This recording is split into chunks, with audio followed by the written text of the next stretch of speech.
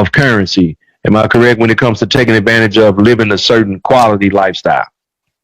Correct, correct. It's an information based situation. When people are going through issues, sometimes they just don't know what all of their options are, and I'm just Right. here to know what their options are. And then on my website, it tells you what your options are, so you can just go to my website and get the information yourself, if you would like. But it's information based.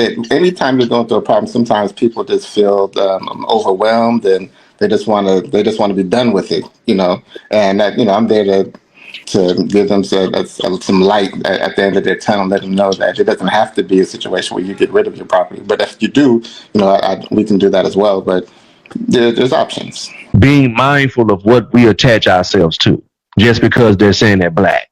You know what I mean? And whether or not saying or labeling something as black is, you know what I'm saying, necessary. Is it a hindrance or not? So what you're doing with the thin purple line, right?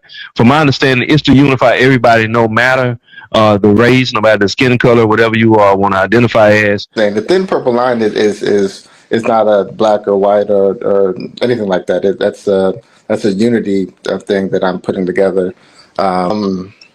Everything right, if that makes sense. Just like Norman was talking about, when Norman gets on here, he has a process on how things should go when it comes to being in the court, and regardless of if the person is black, white, or whatever, that's the process, to go through that, and that's kind of how I kind of want and the thin purple line to be. It's just anyone who's about togetherness and whatever their field is, we'll be on board with that. What Charles is saying right now is what they were saying to me years ago.